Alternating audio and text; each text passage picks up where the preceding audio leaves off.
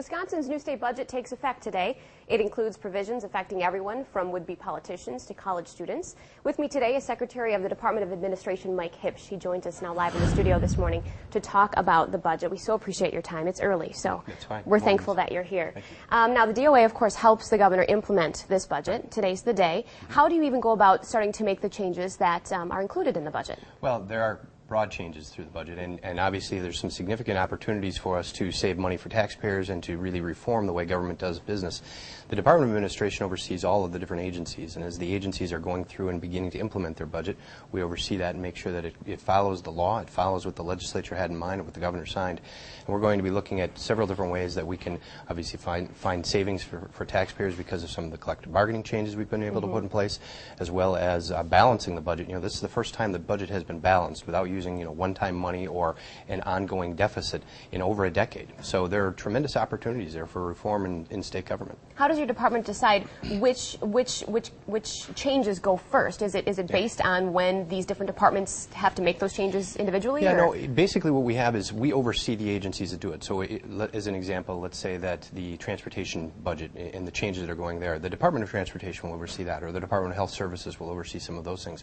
We oversee those departments. We assist them in the carrying out of their budget and make sure that they are following the laws and along those lines. So they're the front lines. They're the first agency that has the responsibility for carrying out their budget. Department of Administration, especially with the governor and the state's budget shop, oversees whether or not they're doing it correctly. Okay, good. Thank you. Now, when will non-union state workers, of course, that's a big change, when are they going to start to see their very first reductions in their benefits, in their paychecks? Right. Well, first of all, they're going to see an increase because at the mandatory union dues that have been in place for so many years, they're no longer going to be there. And so we will no longer just be removing money from them to pay for union dues. If they wish to contribute and be a part of their union, they'll be able to continue to do that, and they'll just send a check to the union.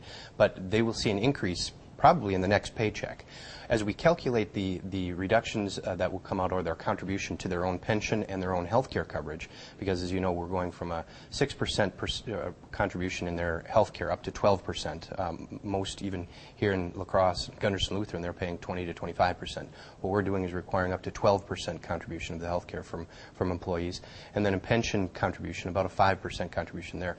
That will first come out in the August 25th paycheck, or right near the end of August, as we calculate each employee and the effect it'll have. Okay, now let's talk about also Medicaid recipients. Right. They're going to be paying more for some copays. In some of them, yeah. Yes, yeah. And so talk about when they can expect, when they go to get the prescription, when when should they bring some extra cash along? Right, and that's going to be rolled out.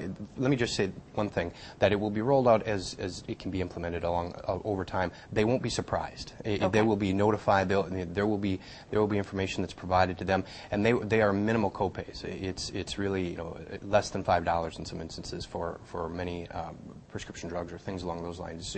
It's going to be in many instances very minimal, but they will be informed. It will be rolled out over the next couple of months as we get to a point where we want to maintain that Medicaid is going to be available for them as well as others who are coming. The plan that was in place was just unsustainable. We couldn't continue to afford and provide Medicaid services for individuals if we were just going to continue the system we had. And so with some of the changes we've got, we think this is going to make it sustainable and provide services for even more people. Okay, and let's talk about property taxes. Lastly, Governor Walker has talked a lot about how he doesn't want to raise property taxes. Right. Talk about what people can expect to see on their property tax statements over the next 2 years. Right. Well, I think one of the most interesting days that will happen is December 10th of this year, when the first property tax bills are sent out, and people realize that property taxes aren't going up. This budget was balanced without raising taxes. We also didn't shift it to the local property taxes, which has also been done in the past years, by putting in property tax caps and levy limits as far as how much local communities can go back to the property taxpayers and raise money there.